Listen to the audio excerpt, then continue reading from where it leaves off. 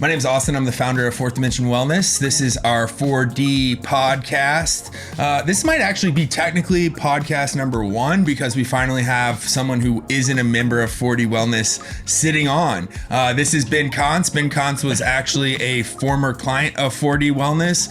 He's still a practitioner, and what we're trying to do here is get some exposure for him and his new project, which is straight Gonzo. Yeah, I hope you guys enjoy it. We're going to post the entire thing unedited on our YouTube channel.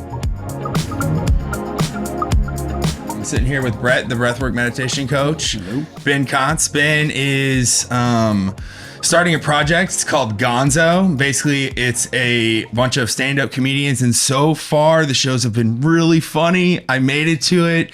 It was so cool watching Ben go from... So let me back up a little bit.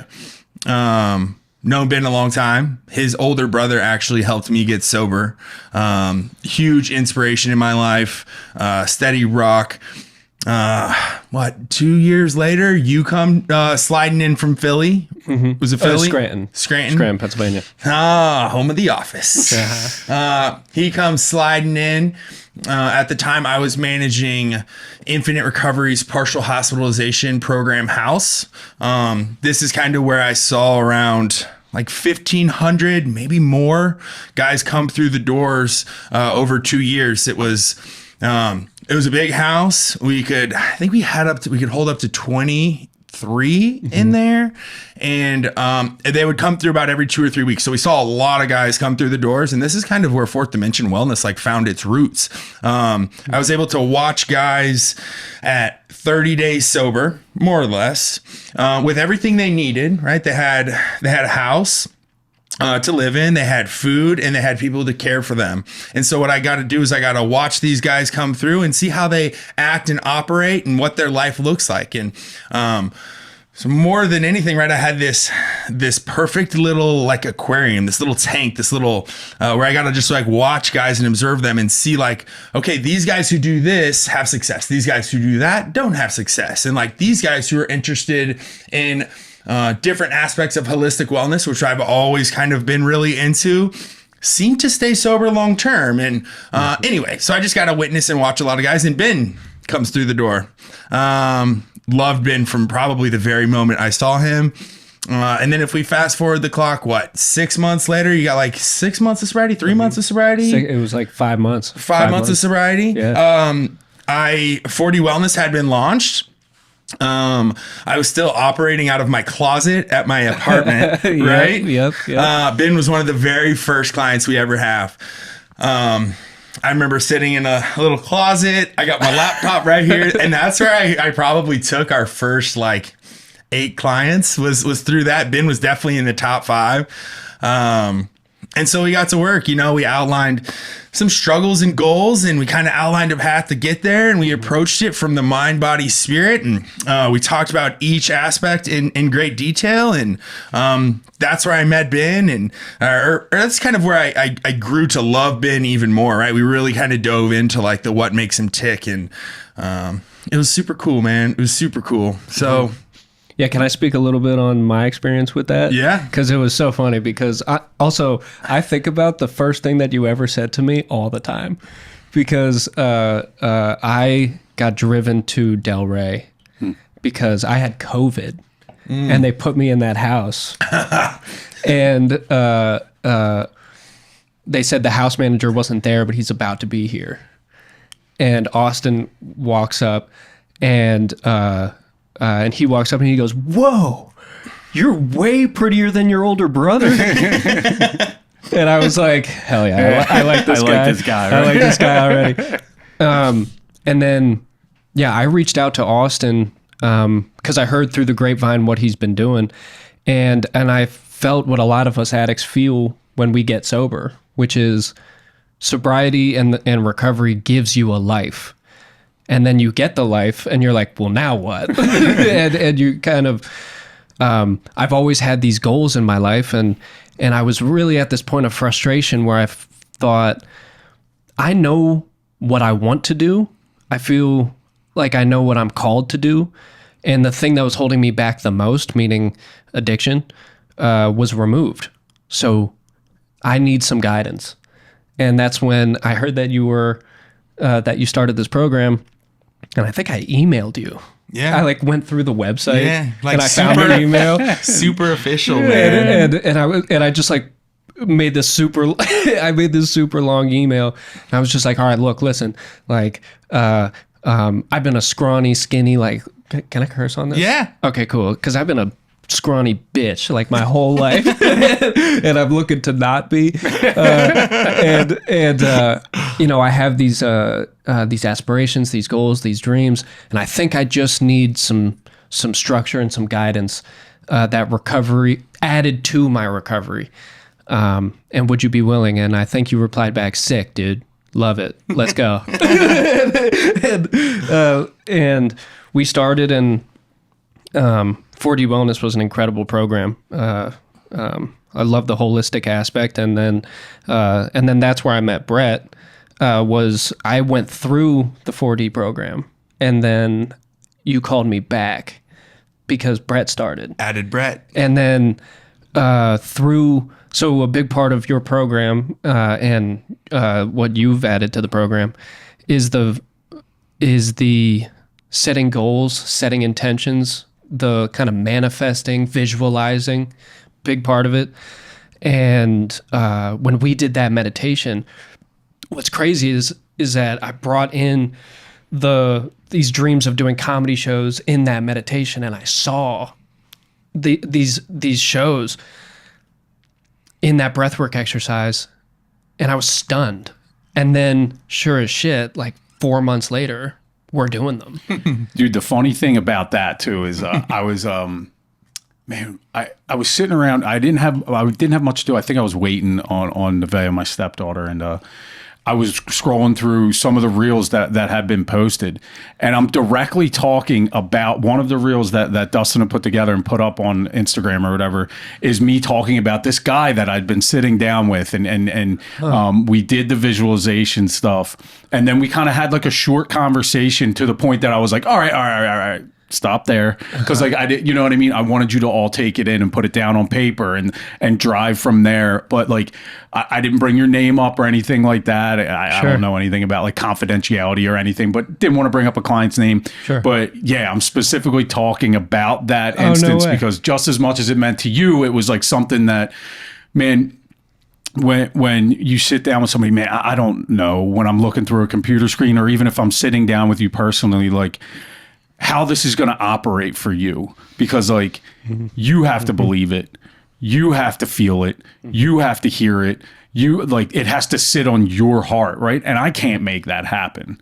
All I can do is be that guiding hand. But it was one of those times where like afterwards I saw it in your eyes that you were like, yes, something happened here. I'm having a discussion. And I think I said this in the clip, right? He's like, he was having a discussion with a guy who was him, you know, but like just that had either made that or felt that goal or had achieved it at the time in that meditation. It was just like a really, it was one of the first times that I'd sat with a client where I was like, you know what I mean? Those type of instances kind of like push you for like, oh, let me learn more. Let me do more. Let me get better at this. Let me drive harder. Absolutely.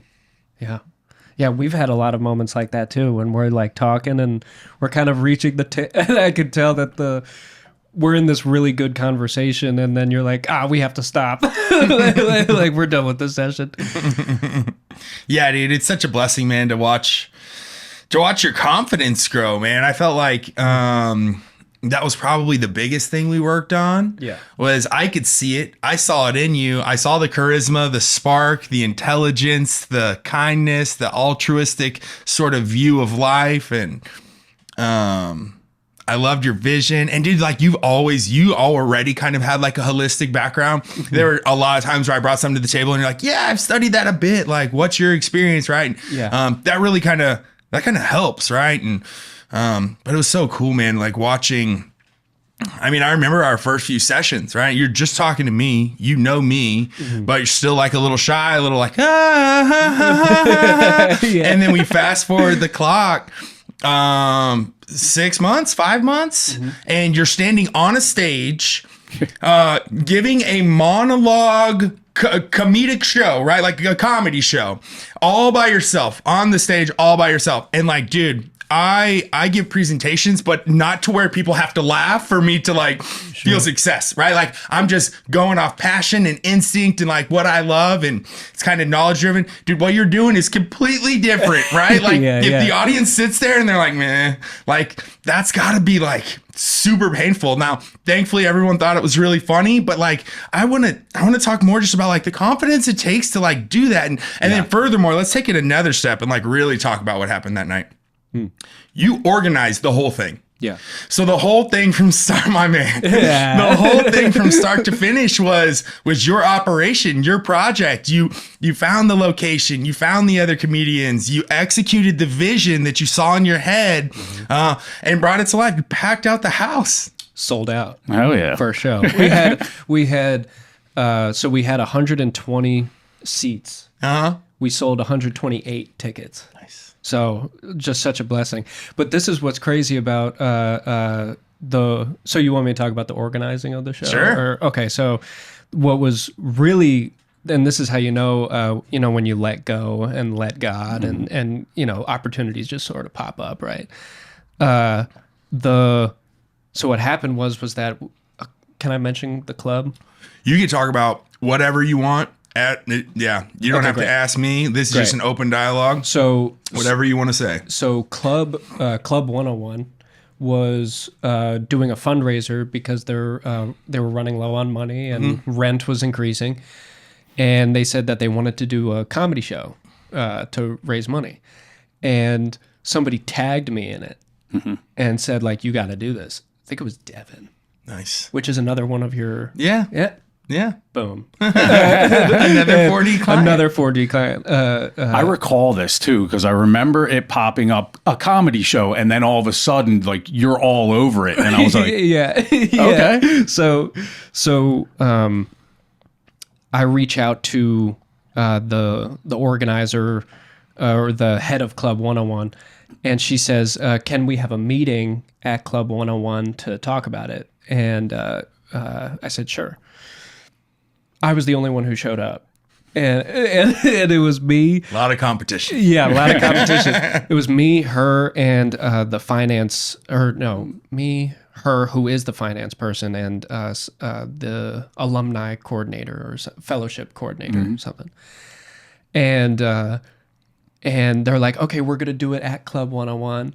And my spirits just drop. Yeah. And I'm like, and there's this fire underneath me. And this thing that I think a big part of what I learned in your program, which is I feel this thing inside me. I feel this drive, this thing, speak up. And so that's why I did. I was like, all right, listen, I bet you I can get us a bigger venue.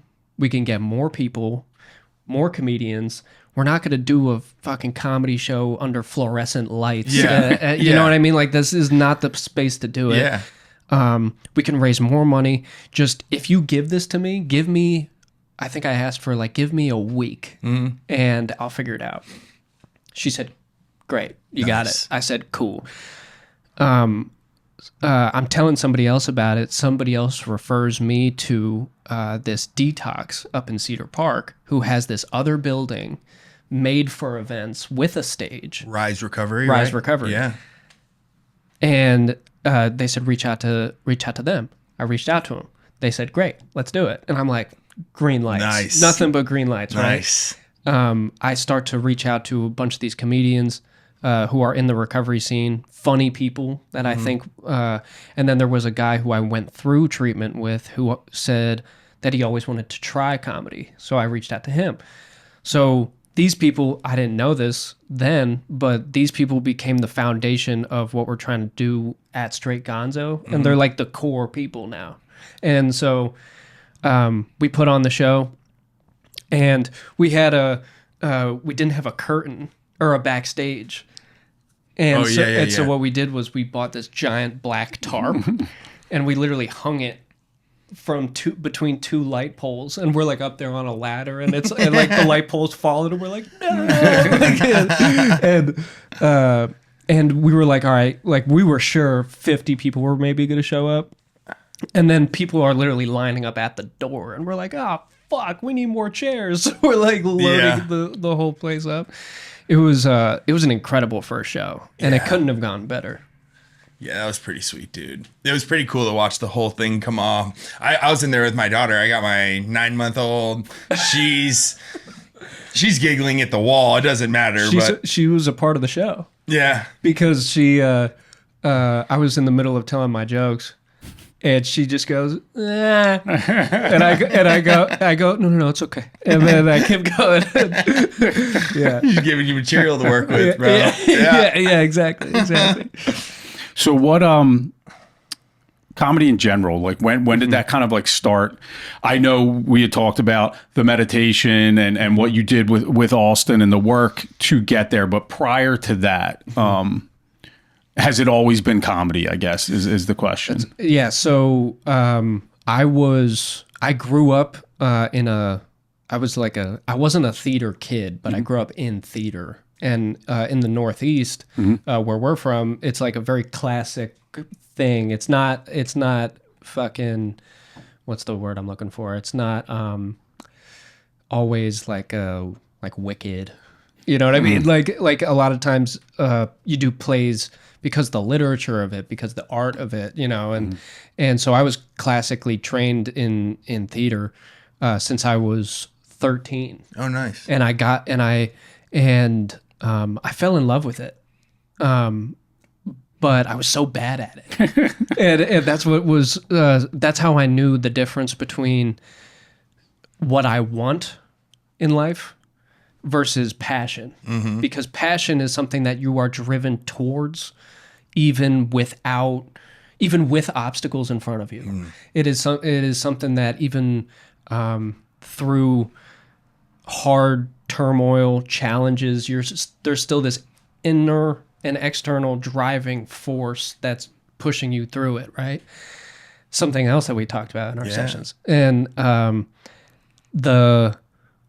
so fast forward, I thought, I want to do theater. And then I think, I want to do film. I want to do filmmaking.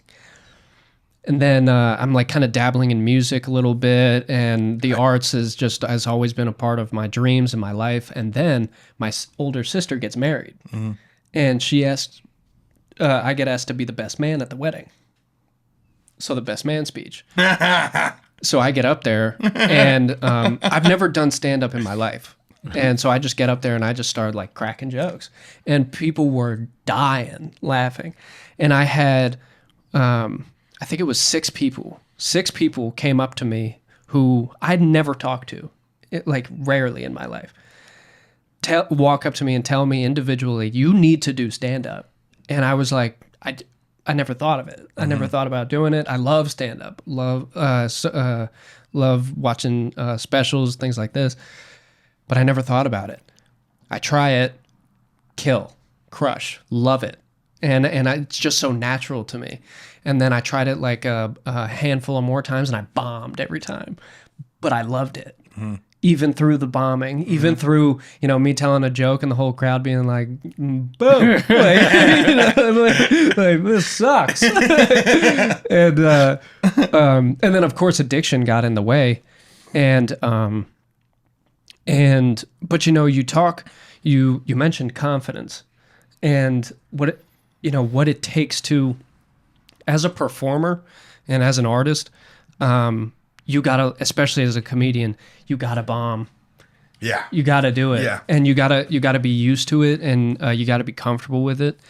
But I don't think I gained, I learned a lot about confidence in our sessions, and a lot through meditation as well, but also about purpose. Confidence to me is not about knowing I can do it. It's more about courage, because courage is not like the absence of fear, but the presence of it, right? We learn that a lot in recovery. The courage that I got from that I got to be able to do something like comedy perform in front of hundreds of people is because of something I was told when I was 14, maybe 15. I was doing my first big show, and it was the first time that I was a lead. And again, I've been a nervous kid my whole life, right? So opening night, I'm like a leaf. Jitters, yeah. like, I just fucking. And the director came in right before we're about to go up, and she comes up to me and the whole cast, and she goes, "How's everyone doing?" What she's about to say is a speech that I give before every show to all the comedians, because it was that impactful to me. She said, "How y'all feel?" And everyone goes, "Good." She said, "You nervous?" And we said, "Yeah." And she said, "What do you think they're thinking about, the audience?" And she said, "I'll give you a hint, it's not you." And somebody raised their hand and said, "Having a good night?" And she said, "They wish." I'll tell you what they're thinking about. Bills. The babysitter that they got in order to come to this show. The shitty boss who won't give them the promotion. The sister who won't call them back. The point is, it doesn't fucking matter, because every single one of these people feels alone. Feels like they're trapped in their problems.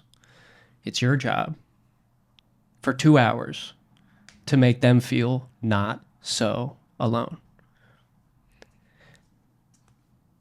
Instantly, I was like, I want to do this the rest of my life. Mm-hmm. And also, it showed me why I loved art, because I always felt alone as a kid. Mm-hmm.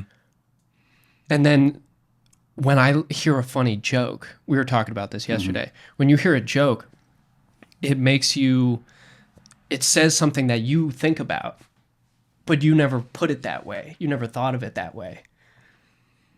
When you listen to a great song and you think, "Oh, dude, yeah," and you have that like, yeah. Where does that "yeah" come from? It's that feeling of like somebody is pointing something out that you feel and you have felt throughout your life, but they're pointing it out to you for the first time. And that's the job of an artist. And that's why, for me, performing, there's no ego in it. Like, I'm not going up there to be like, "Look at me," because you could see those. You can spot those people so fast. And that shit sucks. So fast. Yeah. And usually their comedy sucks, or usually their music sucks, if they're ego driven. But when they're doing it as what I do is a service, the same way that we have carpenters who build a home. We all need homes, but I'm not a carpenter. I'm not a home builder. You're not a home builder. We need to hire someone else in order to do that. I need somebody else to make my movies. You know what I mean? I need somebody else to make this music, because I'm not that guy, So, and usually when I tell this to all the comedians, I see their shoulders drop, the chin goes up, and they're like, "Got it, cool." Because and we learn this in recovery too, service puts you out of the fear tends to go away when you bring up the service aspect of things, and you just think, okay, don't do this for you, do this for them. Yeah, and you're here to offer a piece of yourself to the crowd, to whether it be in recovery, whatever it is, in any type of service work, or putting a piece of you on the line for those people or that person. And it's fucking beautiful. It's like it's a beautiful thing. That's what we were talking about yesterday too, is like the dance that you go through too, especially you being a story comic. Right. And I think right now you're working on like the one-liner zingers to really like open some stuff up. But like the story comic or even the one-liner comic, right? Like you connect with a jab, right? Connect with a jab, something like that. Even if you take it, what I just said, connect with a jab, right? The art of boxing. There's people out there that look at boxing as art. All of these sports or the arts or anything like that. And you're doing it not because you're thinking about, are they looking at me, but you're doing it as an offer piece to them, right? Yeah, it's fucking beautiful. Yeah, it's also where the fearlessness comes from, and the courage piece is that you are when you let go of your ego, you're willing to say things. You've seen it. Like when I perform, I say some gnarly shit. You know what I mean? But I say it because not because I'm afraid of what people are going to think of me, but because when I say it, people laugh, and they're like, "I think that too." You know? Yeah, the service piece is great, man. It's absolutely something that drives 4D Wellness, right? I am constantly looking at our Instagram page. I'm constantly looking at how I give presentations. I'm constantly looking at what we post and how we present to keep ego out of it. One of the biggest things I see and I dislike is when I see coaching or wellness or fitness be an ego-driven thing. It immediately turns me off.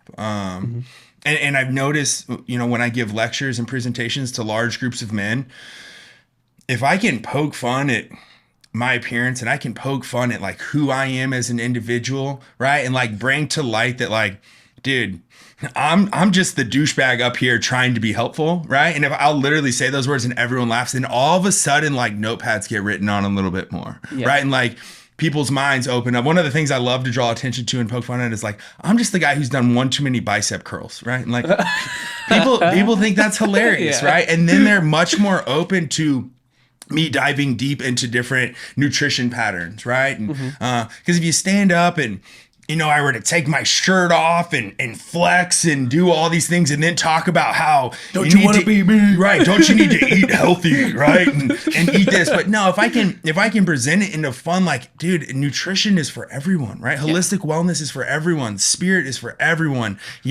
Mind practices are for everyone. Sometimes the easiest way to break down that barrier, right, is to just poke fun at something in it, right? And like be like, dude, like we're all thinking the same thing, right? We're all thinking the same thing. You guys are out there thinking, yeah, this guy eats too many chickens, right? This guy eats too much beef, right?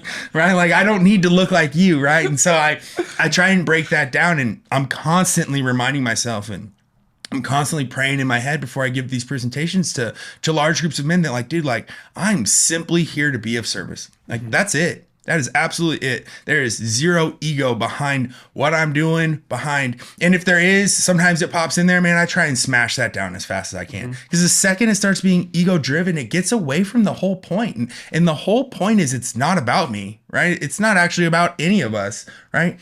It's about being of service to the next guy in line and like just passing along the information you found. And like, I mean, dude, it's so beautiful to hear you talk about like almost you're doing the exact same thing, right? Like your presentations are a lot different than my presentations, but it's the same mindset, right? Like, and it is, when you were speaking, I kind of just like fell into a zone. I was like, man, like that's beautiful. Like it's exactly what's happening. And sometimes when I'm driving out to give these presentations, right? Like, I'm just like, dude, like, how do I make it less about me, right? Like, how do I completely remove me from it? And while at the same time telling a story, right? And a lot of people want to hear stories about you. And so I try and pick stories that make me seem like almost just like as silly as possible, right? You know what I mean? Like, this is what's really going on in my head. You know what I mean? Well, being like self-deprecating, right? It's just proof of not taking yourself so serious, right? 100%. And I mean, it's real easy for somebody like Ben to stand up and throw some joke jabs and stuff like that, or at himself or at whoever, right? And people see that. But I think it goes across the board. right? When you don't, dude, that's why think about like athletes or something like that. Like, who are the athletes that you don't really like? The ones that are just constantly like, dude, shut up. Stop chirping about yourself. I understand that it is a market, right? And they have to sell themselves, but sometimes it goes overboard. I have plenty of names on my mind. I will not say them, but like, you know, like when what like Austin was saying, right, is kind of, he goes in there and yeah, I'm this big dude. I take care of myself. I eat right. I do this, but like, I don't take myself too serious because I know in reality, the best part of what I do is the fact that I get to share it. Not that I look like this, not that I act like this, not that I'm in front of you, you know, pontificating to you as to what to do, because that will come out in energy. Absolutely. And those guys, like you said, will fucking put their pads down, put their pens down, because fuck this dude. Right. And you can see it from a stage. You can all of these things. And if you're actually going in with that open-minded view of like, man, I'm not the one to even push this message. It's being pushed through me. Just from my own personal study, the effort that I do put forward, but I'm doing it to then hand it off and not be super serious about myself. I had that problem. I still have that problem, right? Like Austin said, thinking about like, how can I make this less about me? Like my brain goes like, how can I make this more about me?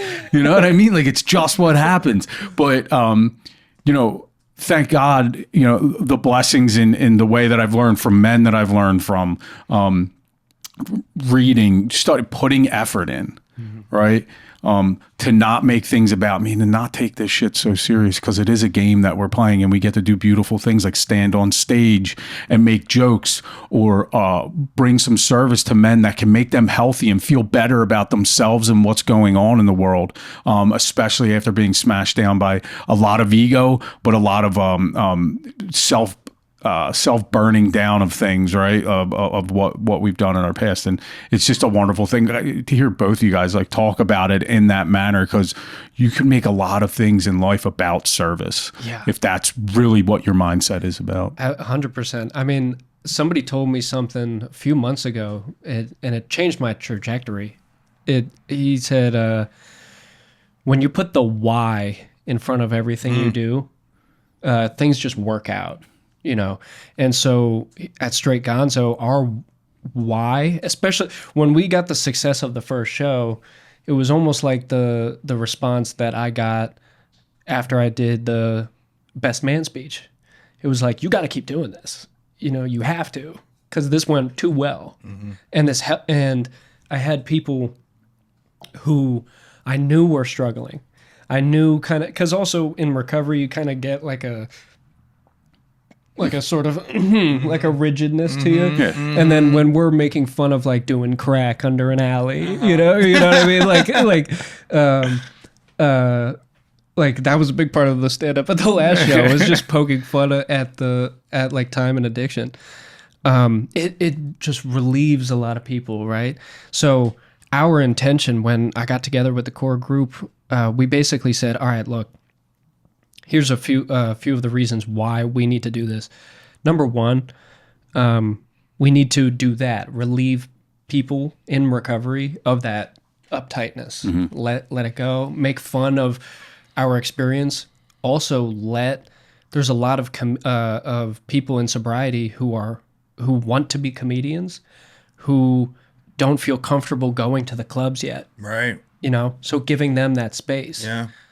Also, giving people the opportunity to support recovery, because majority of the proceeds right now go to supporting recovery, whether that's to meeting spaces or whether that's with our new deal with funding a scholarship program. Because you guys are getting in with Clean, right? Clean cause. Shout out. Yerba mate. The release of Mystic Mountain Blueberry. Yeah. Dude, this company is the best. And I could get into that in a minute. Brett's their distribution warehouse manager, is that right? Operations manager? Operation? Yeah. The big dog. My guy. Hey. My guy. A lot more bigger dogs than me, but you know, yeah, I mean, it's a beautiful place to work, and kind of what you were telling me yesterday about what getting in contact with the foundation, which is actually separate from Clean Cause where I work. But the foundation is something that we obviously fund and stuff like that. I think everybody knows about what Clean does for that foundation, but the foundation wants to grow, I believe, and that's kind of when you got in contact with them and how it grew from there. But it's so crazy. Yeah, it was like such a it was one of those like God moments where like two things just happened at the same time, and it was crazy. But yeah, and it's a beautiful direction you want to take straight Gonzo, right? Yeah. Like, Yep. why not give some of it back? And like in doing so, bro, you're also going to draw more attention to yourself, right? And right. That's why everybody in Austin, Texas, and most people I know in recovery, even one of our clients in Montana, he was like, "You know the Clean Cause guy?" I was like, "Yeah." Oh, no way. Yeah, and so then when we were talking about doing this together and doing some collaboration posts, thank you, Dustin, with Straight Gonzo, maybe we'll get Clean Cause in there again. I know Clean Cause has done a couple with 40 Wellness already, and so and it's funny how just like when you start giving things back, right? When you start giving things back, right? Not making it about you, when you make it about giving it back, it all seems to just like synergistically just come together. Well, and then it's exactly right. And our another focus that we're having is, and I think this is actually the most important piece, is communicating to. We all know this. We've all lost people to addiction, especially like recently. This is a really hard time for addicts, the holiday season. The amount of like, and especially I'll speak for my own generation, the amount of people dying in my generation scares the shit out of me. And there's still that stigma that prevents a lot of recovery from happening. I know that for years I was suffering in addiction just because I didn't want to say I'm an addict. Yeah. And that's so many of our stories. Like, oh, I can't be like that. I can't be that like person in the gutter, and I'm saying that in the gutter. It makes no sense. And so a big point of why we're doing this is Austin is the comedy capital of the world. People want to come to comedy shows. People are also people are very charitable and very nice people. They want to support good causes, a clean cause, if you will. And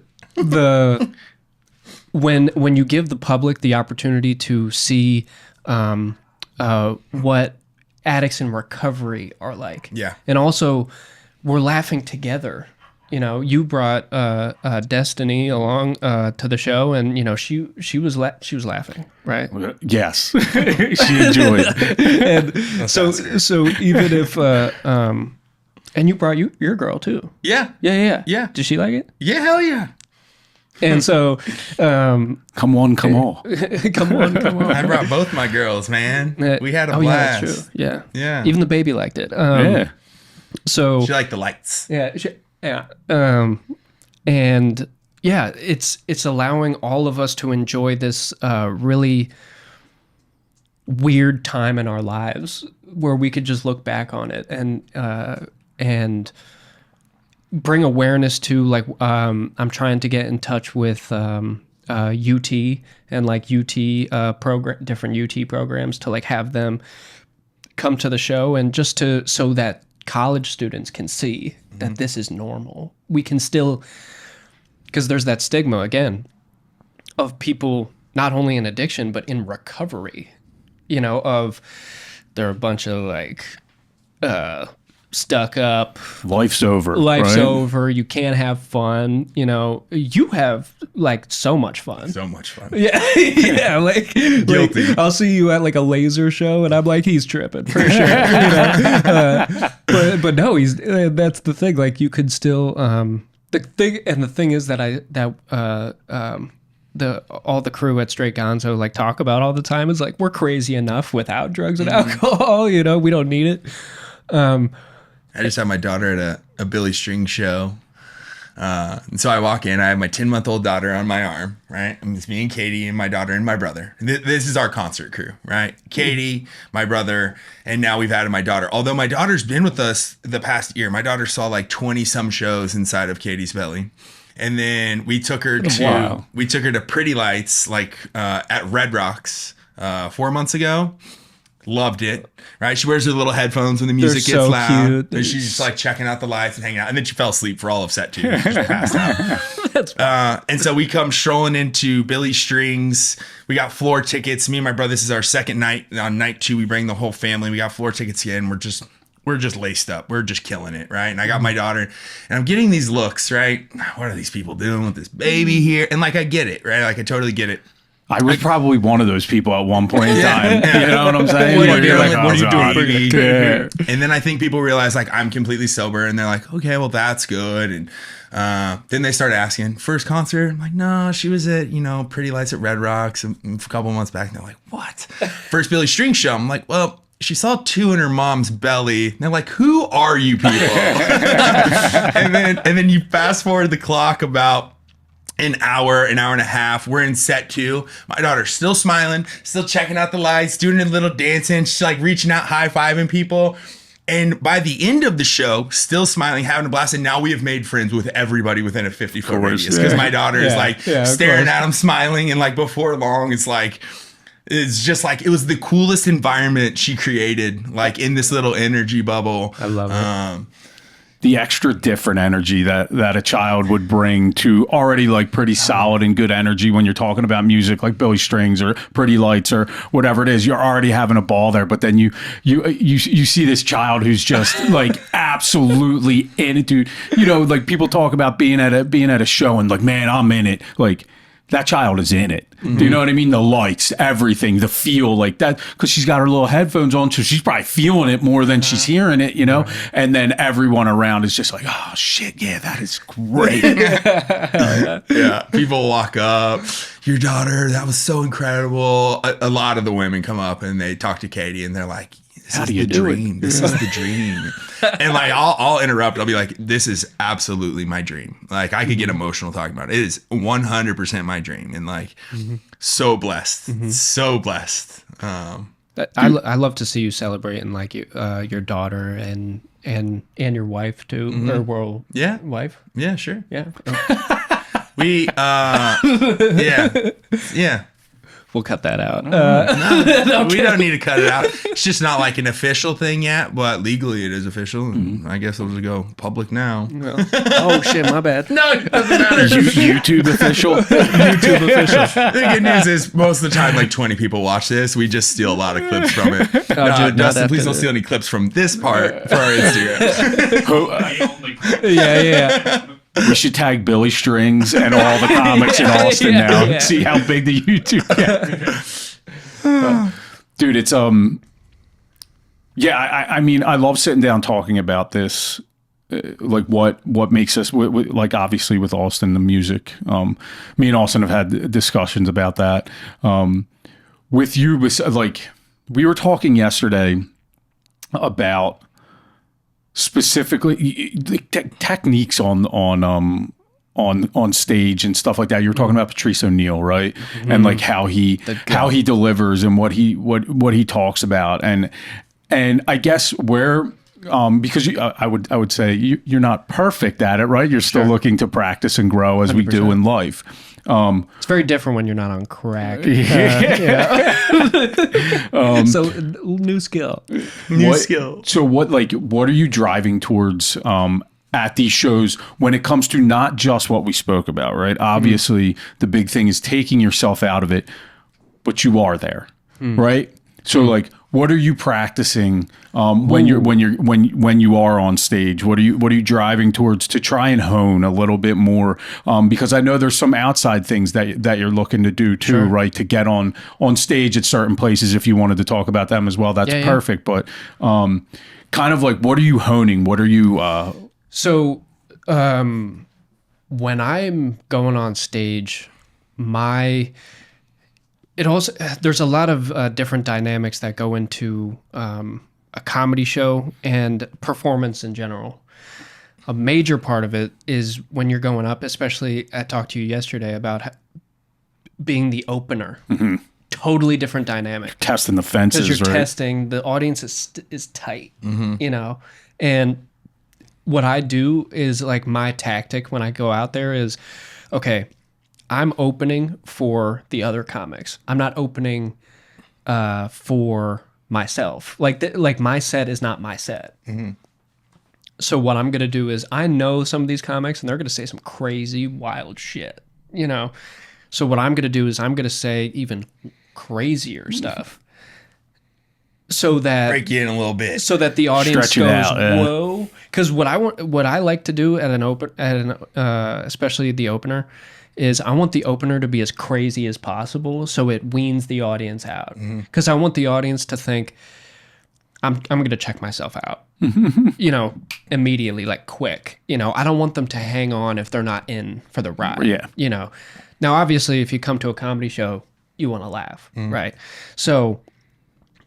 The other side of it is the different tactics of different jokes and different formats of jokes.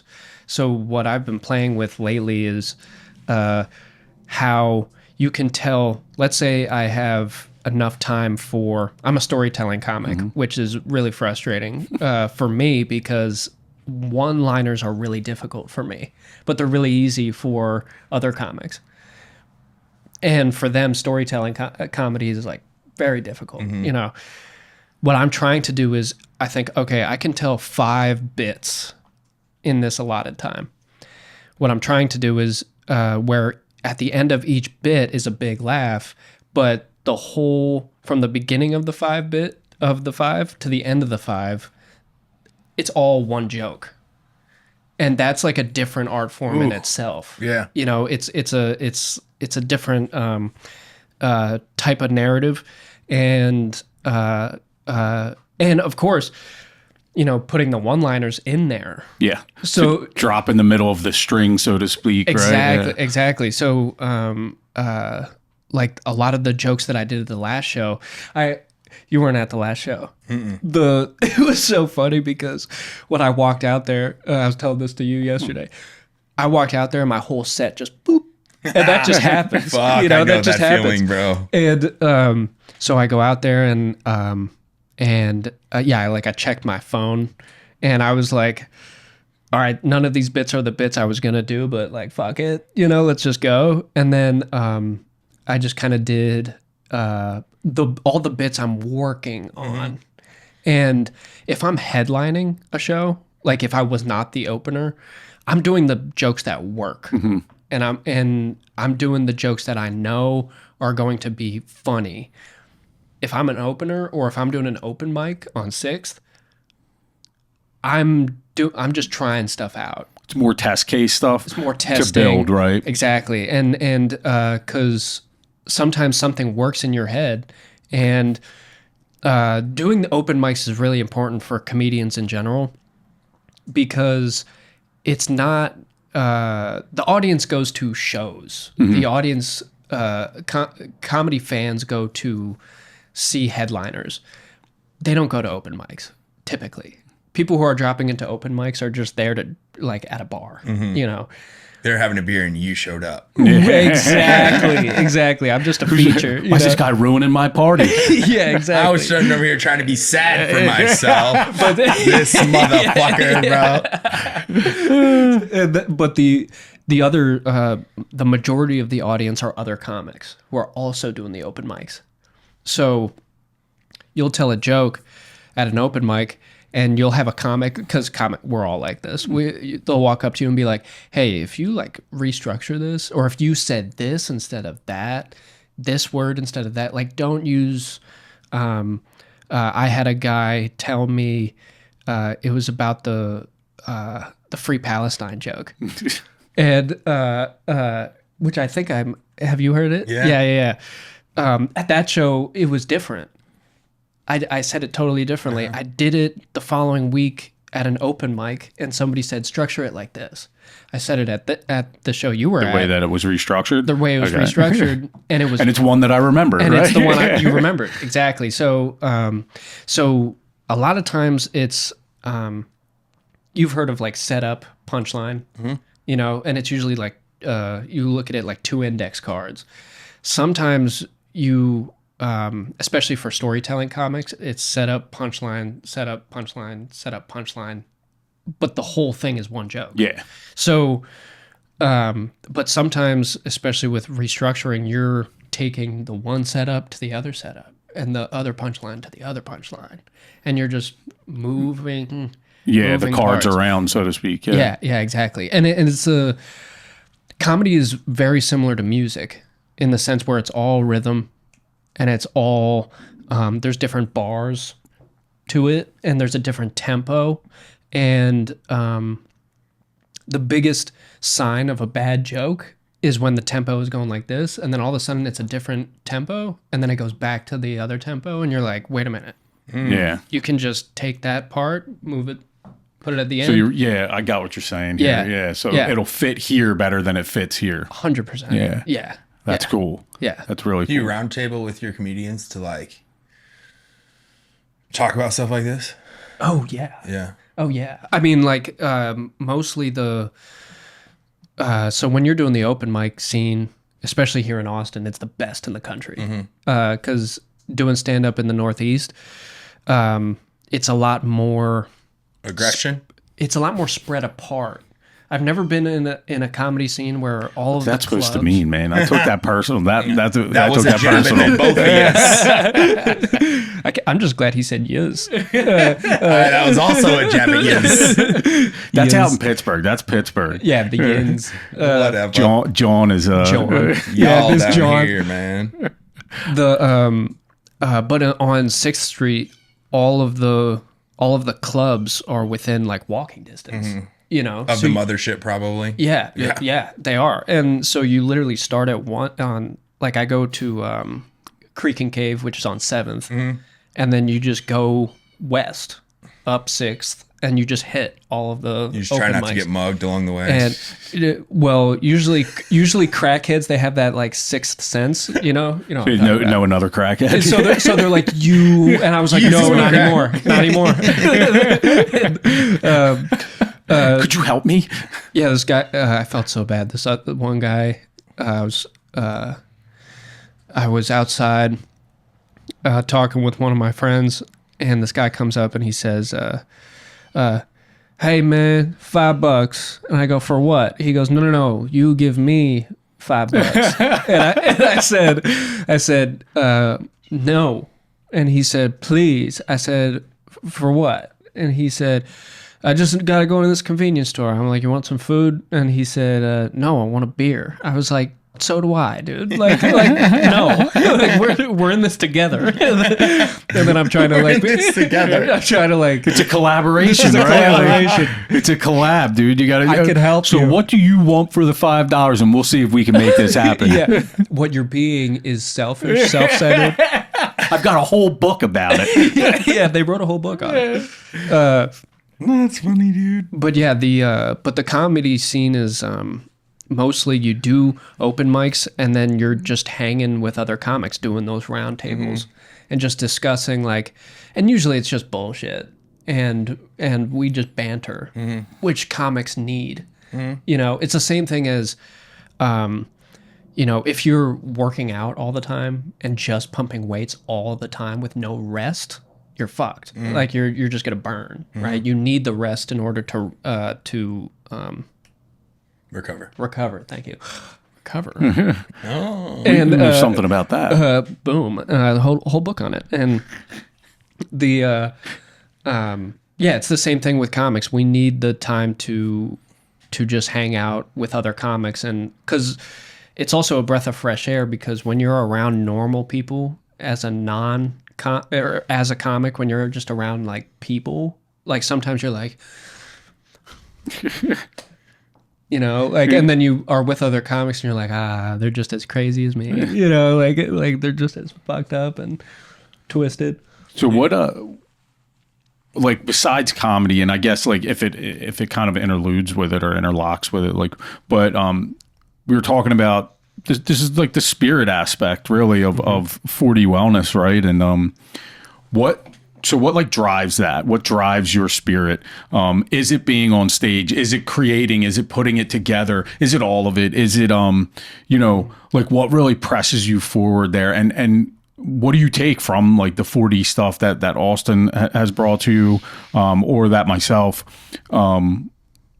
that kind of like helps aid that, you know what I mean? Because I know the drive towards it I always kind of seem to like, I'm going to pull over for a second, right? Whether it be like, I feel like I need rest or something like that. Mm-hmm. So, this all comes back down to purpose for me. Mm-hmm. And for me, that's only a spiritual thing.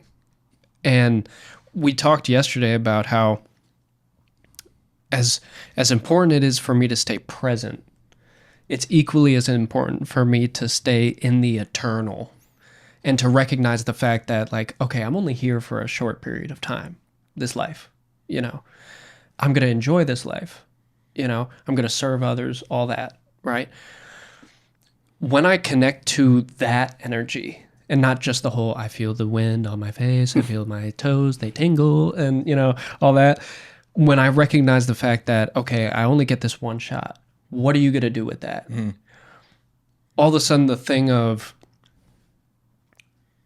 so for example, I naturally know that like I'm a charismatic guy. I'm funny. I could be a car salesman and make you absolutely buckets. Could. I think we talked about that. You have mentioned that, and I could do that. But 4D, you should be a car salesman. Used, in fact. No, I think I talked him out of doing. No, he talked me out of it. Yeah. But he could though. But I could. Hell yeah. But that's the point. Is that let's say I started working as a car salesman, but they told me you're going to die in 5 years. It's like, okay, well, I don't want to be a car salesman. Yeah. I'm out. Sell Ferraris. Right. But the reality is that I don't. Because there's no why. There's no why. Yeah. The why is the most important thing out of all of it, right? And I don't do comedy to serve myself. I do comedy to serve others, and I'm using this thing that purpose is one of the most important things to me. And it was a really important part of our sessions, is recognizing that I feel like I was put on this planet to do what? I got given this opportunity to be sober. I was gifted it. What am I going to do with it?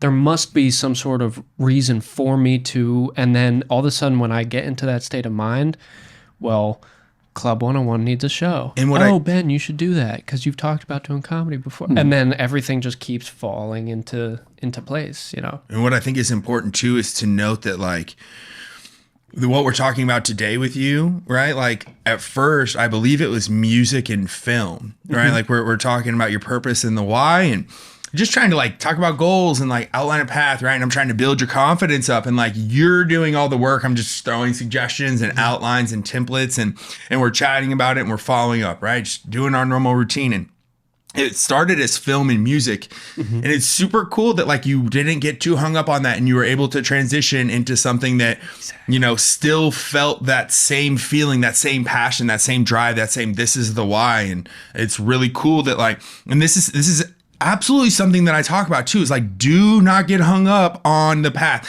I have another client, same deal, right? Like, we discussed the goal. We talked about the goal. She started working towards it, and then she got called in a different direction, and it pivoted into a different angle. And that's exactly what you're talking about here. And, man, the why of it all is a beautiful, beautiful topic. Yeah. And like to touch on that, I still have dreams to go into film. I still have dreams to make music. But again, it's just, that's the whole staying present part, right? Yeah. Is just the letting go and letting things happen as they happen. I know that for me, I've always had this dream of making a production company, an independent production company. When we started doing these shows, And I thought, okay, well, we want to have a podcast. We want to eventually do film. We want to do live comedy shows. We want to film them. We want to put them on YouTube. All of these like different, we want to make music. We want to do live music shows. Like, so that's the production company, right?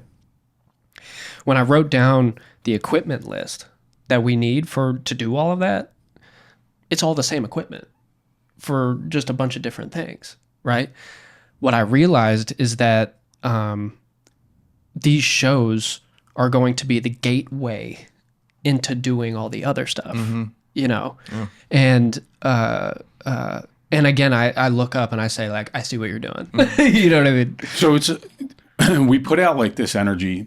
And again, I think you guys know one of my, it's funny because early on when I first met Austin, if you literally had sat down and we'd be like, do you like to read? I would have been like, no. All right. It's stupid. Right. Now it's all I do. I love to read. I love to take things in, whatever it is. I don't care if it's on a spectrum of people are like, why are you reading that? Or you should read that, right? Give me it all in the middle, and like things get created. My mind starts to go down certain avenues. And one of the things that I'm reading right now, it's called Think Indigenous, right? And it talks about this energy that we output from, being given this opportunity to be on this planet. And to expend all this energy that creates this great circle, right? This great circle of energy.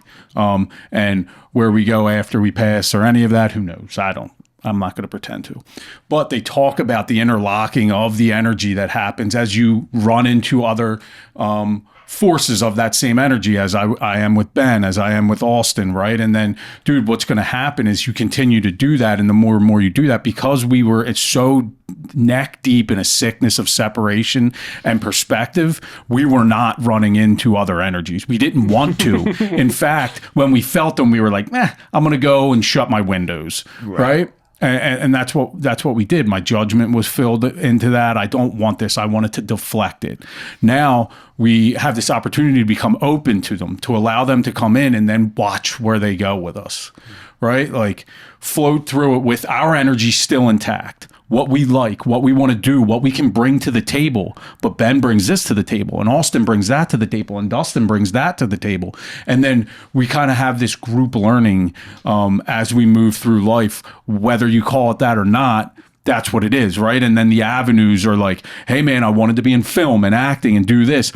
But then I'm doing this straight Gonzo thing. But also, look what's coming on the back end with all the equipment. And oh, my God. And now I'm sitting down on a podcast talking about my energy that I shared with Austin. And like, it's fucking cool. It's awesome. It's really cool. And like, take me down this avenue that I don't know, I don't understand, but like, let's go, because I was so easily shutting the window on it all the time. I've never heard it described like that, but that's you just articulated something that I've felt for years that I've never been able to put to words. That nails it. That's his art form. Yeah, and I love that thing that you do, like that.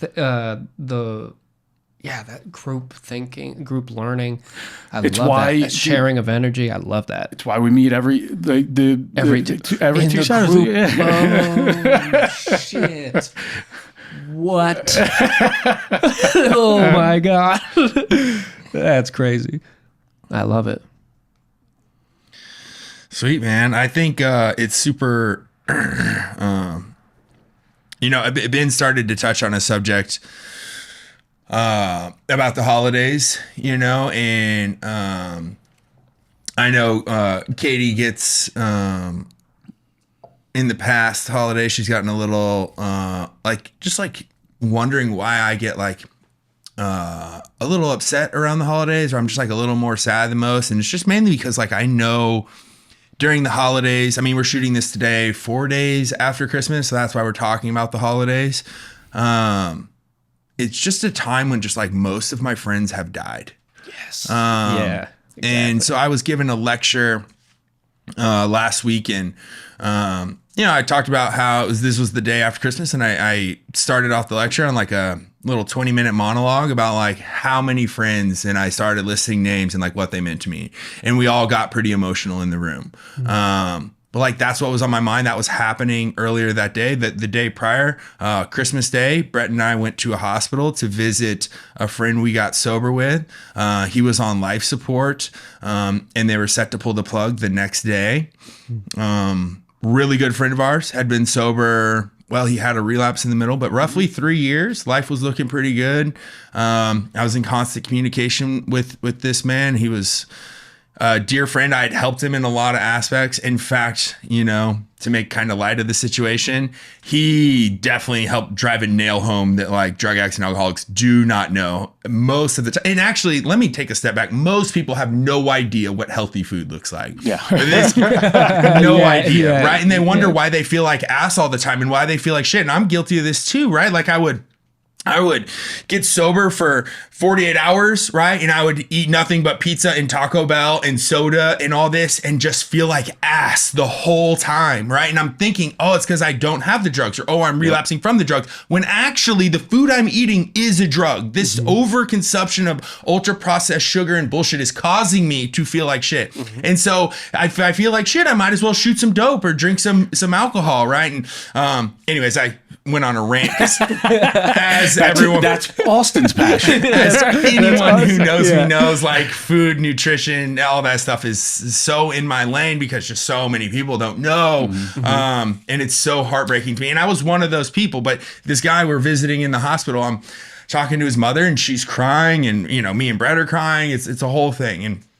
And of course I'm trying to lighten the mood, and I talk about how how her son used to microwave ice cream and then drink it. And she's laughing. And she's talking about how when she showed up at our sober living, how she walked right by him because he had gained so much weight so fast. Anyways, I helped him then lose some of that weight. We talked about healthy nutrition amongst some other less polite techniques, because he was my boy, so I could shoot him straight. You know what I mean? But it's really sad, man. The holidays are a super sad time. And, I have a list just to sort of memorialize and to think, right? And I couldn't help but get emotional. Let me take a break here. I couldn't help get emotional when I had my daughter at Billy Strings. Because I'm in my head, I'm smiling, I'm enjoying my time, and I'm thinking about like how many people I knew that had died on that day. Because for the week leading up to Christmas and the week after Christmas, I memorialized around 18 really, really solid friends and much more in acquaintances. And that's sort of what I was bringing to light. And my lecture with these guys was, dude, like if you hang around long enough and you stay sober long enough, some of these people in this room will end up being your best friends forever. And some of these people in this room will die and you will be at their funeral. And those are only the ones you know of, right? And it's the sad truth about drug and alcohol addiction and fentanyl poisoning, which is now classified as fentanyl poisoning. But like, I want to take it a step further too. And like some drug addicts and alcoholics, and I can really only speak for myself, are looking to die. Yeah. Right. It 100%. Isn't on accident. 100%. It's on purpose. It's, I don't know another way out.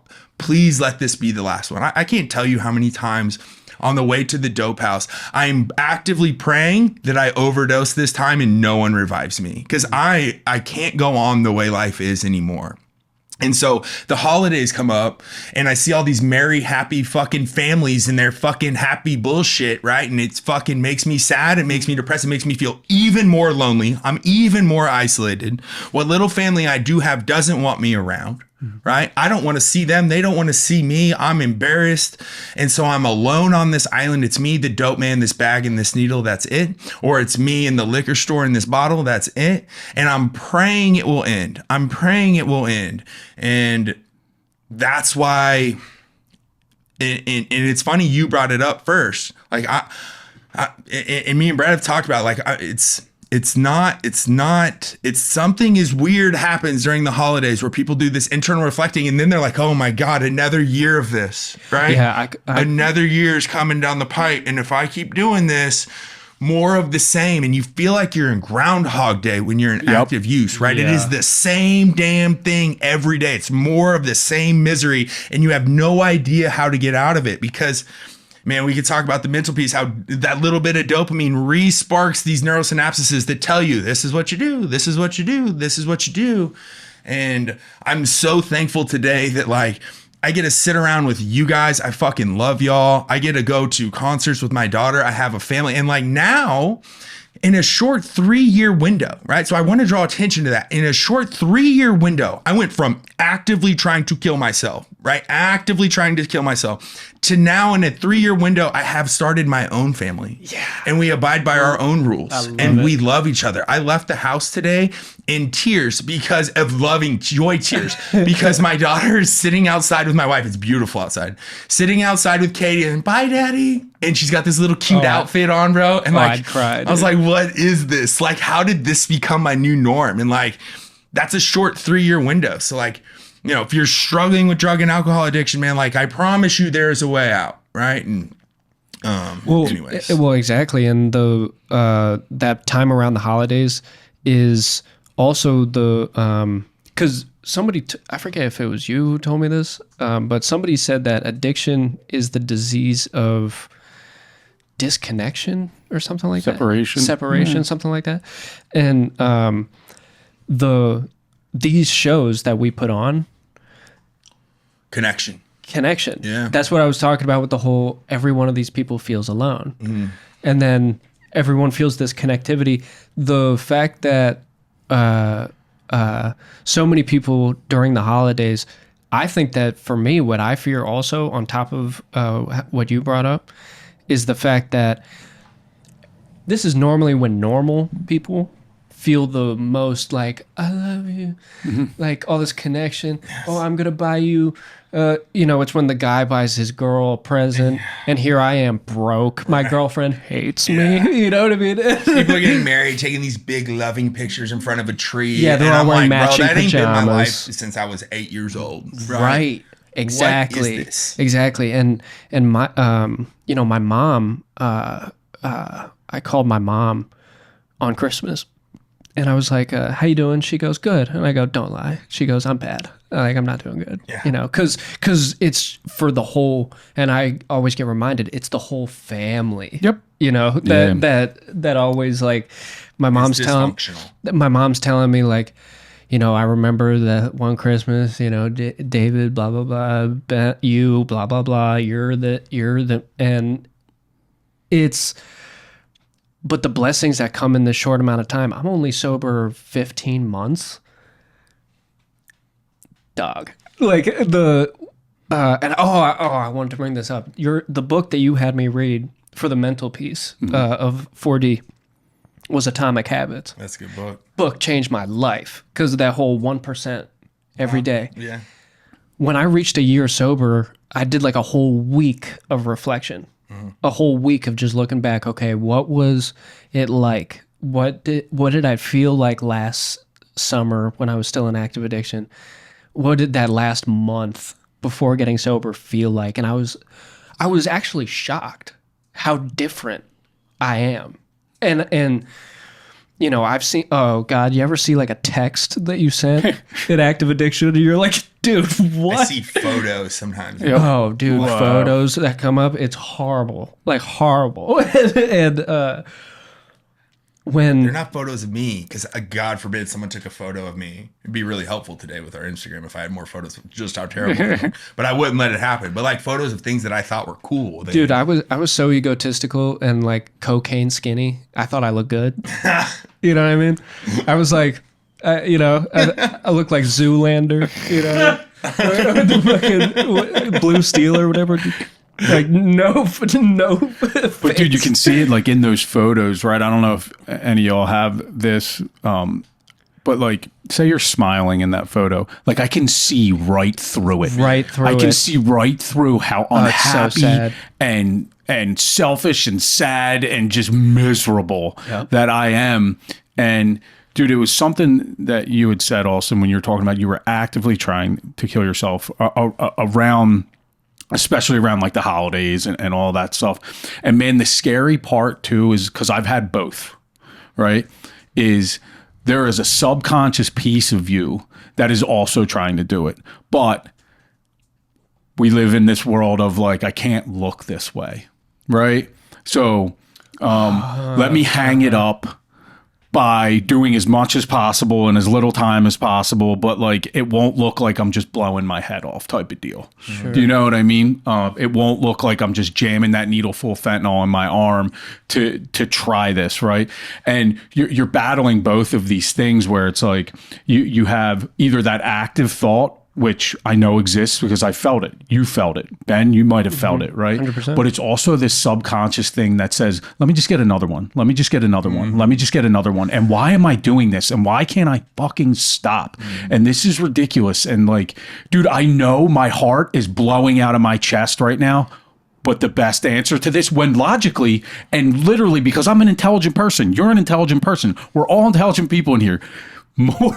More of something that's gonna blow your heart up is not the answer when your heart's already blowing up. Sure. Right. Yeah, and like, and we do these things over and over again. And I do believe around the holidays, for whatever reason, man, I remember it, right? I remember telling myself, no, what I want to do is sit in my apartment by myself, sit in my house by myself, right? And get pizza and then go to the one bar that's open.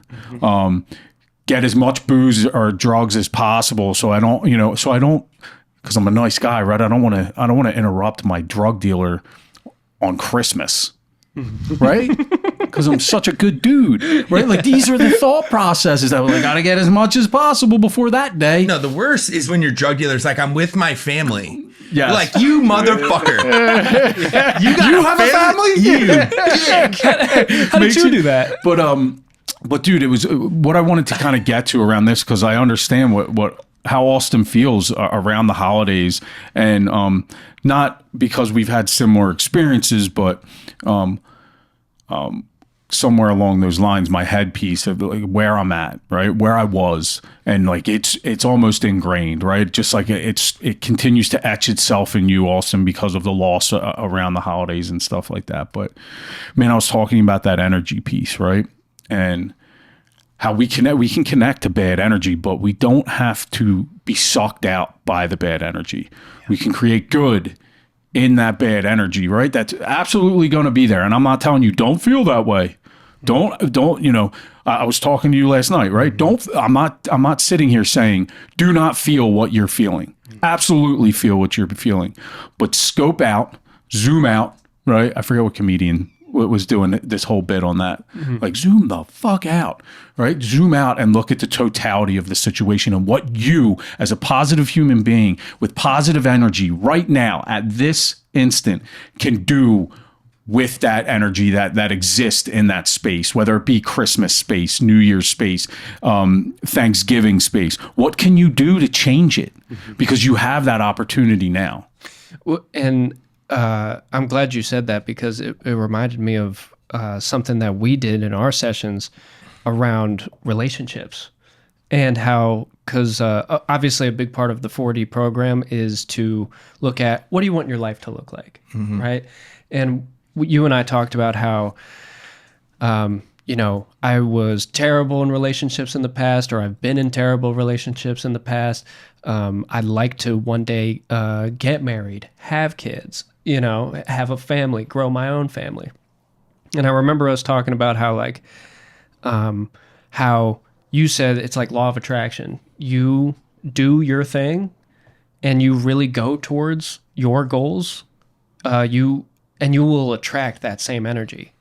When it's kind of like I say this to sponsees or like guys in the program all the time, because they'll be like, and excuse my language, this is really bad. This is kind of bad, but they'll be like, yeah, like my ex is a hoe. And I was like, were you a hoe? And they were like, oh yeah. And I was like, well, you're just attracting. You're just, It's attracting your tribe. Yeah, exactly. And I remember starting that work, and after you and I talked about it at length, all of a sudden things like dating or my perspective on women totally changed, because you brought up the story of how you met your girl, and how, you know, you're at the gym, you're doing your thing, and it was just whoop. And when I see, because when I see your posts or your story, you're posting a picture of your baby and stuff like that, dude, I beam. I'm like, dude, like that's the goal. Like you posted that picture of your daughter at Red Rocks and she's like looking up with the headphones on, and it was the cutest thing. And I just remember thinking like, man, I want that. You know, I want that shit. And this is what happens when you surround yourself with brothers in recovery who we're all striving towards the same thing: becoming a better man, doing our purpose in life, being a good partner to our significant others, being a good dad, you know. So I'm kind of just in this, and I'm manifesting, and like now I'm talking to this girl, and it's going like great. Nice. You know what I mean? And it's that like energy exchange. It's that energy exchange, and it's that weird. You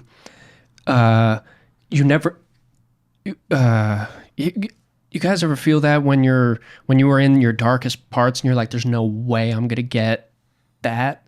There's no way I'm gonna have my daughter looking at me and be like, Daddy, like, like I love you, like all that.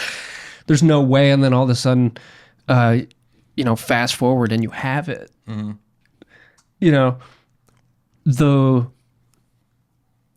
when I think back to, I think one of the darkest moments in my addiction, I was in Utah, and I was drinking like a handle of gin every like day and a half, you know, filling it up with water so like it would make me feel better. You know what I mean? I was like, how old are you? Good. I was doing that when I was stealing it from mom and dad's, you know. Oh, I was so bad. Yeah.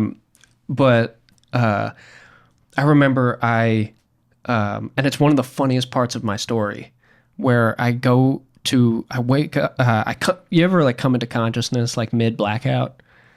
I don't know. You know? Yes. Yeah. Okay. I know exactly what you're talking about. So I like come into consciousness at the ER, and this nurse is talking to me, and she's like, and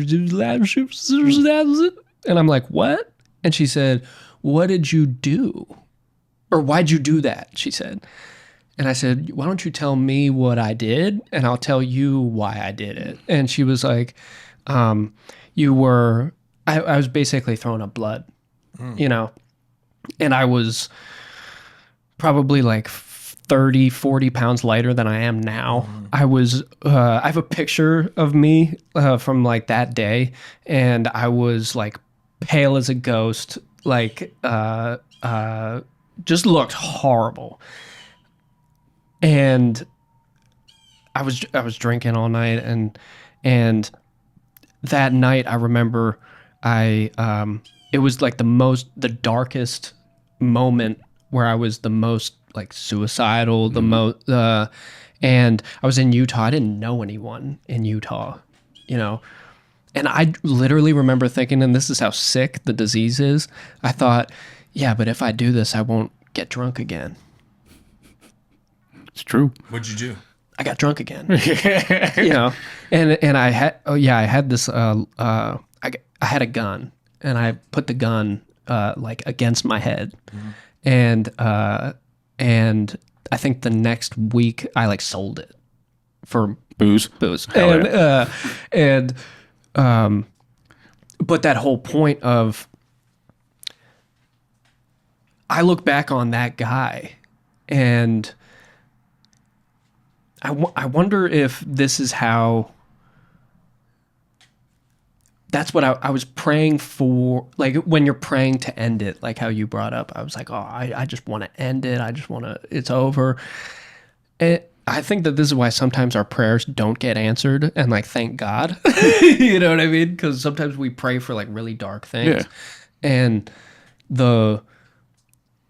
I look back on myself thinking about that, and I think, if he only knew, that guy only knew what I feel today, I would have done this a long time ago. And man, one thing that you said that kind of, so we were talking about the law of attraction. Sometimes I would, you know, and this is a complete guess, right, about that nurse.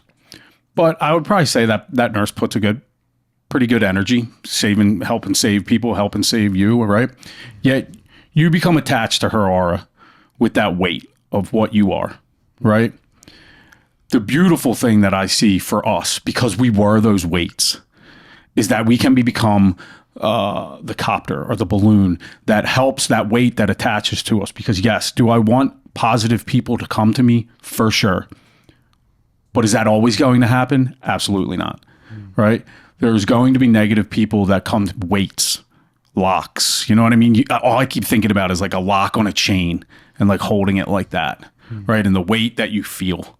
And that was a lot of my energy at some point in time, right? And I brought it to certain people that helped elevate me. And that is absolutely what I want to do for those people. I almost want to invite more people that have that weighted energy that I can hopefully help. And I obviously be able to know when to cut that chain, so to speak, if it's not working out, right? But if I continuously am always getting these positive people in my life, great. But what does my work say for that, right? I've been given this opportunity. It's been blessed to me by a lot of people in my life, you too. 10s, 20s, 30s, hundreds more people that I've come across while trying to live this way of life, right? Like, if positive people are the only things that are coming in my life, great. But like, I don't want some of you. I need some space for those locks on a chain. 100%. And that's why I loved doing your program, because it's all the coaches, all the people involved. You are looking at me and teaching me, and when I say, yeah, I just don't know if I can do it, and you're looking at me like, you can do it, and you're not looking at me as, you can do it. You know, it's like no, I was at your place. Mm-hmm. I know exactly what you're feeling, and I know how to get out of it because I did. Mm-hmm. You know, and this is the purpose of what we do. Mm-hmm. You know, the purpose of and sometimes we get sidetracked, and that's why I love we were texting earlier about like the brotherhood. The brotherhood is the most important, like one of the most important aspects of my recovery, is just having guys who, I have a sheet of men that I can call as a man at 3 a.m. and they will pick up. You know, I didn't have that because people were blocking me. You know what I mean? And I was blocking them, and because you were calling at 3 a.m. for different reasons. I was calling for different reasons, and a big part of my meditations and prayer time is about reflection and reflecting on like how different life is, and it just instantly puts me into gratitude. Music has a way of doing that for me. I can know the melody, I can know the song, and I can feel it in my soul, and my head goes somewhere else, and I can be totally present while reflecting on the past, like all in one environment. And that's what people call happy places, right? You're in the happy place. You're in that happy place that your physical, your mental, and your spiritual just are there, man. Everything's working on what it's supposed to work for, because you're in your happy place, whether it be with you and your family. And the music, I imagine that's number one of them, or just the music in general, but like the happy place, right? I know you guys have heard that. I've heard it from when I was younger. It's because it's like you feel seen. You feel, by everything. You feel heard. By all like of you're it. Like, yeah, that thing. Whatever this melody is doing, yeah, like I know it.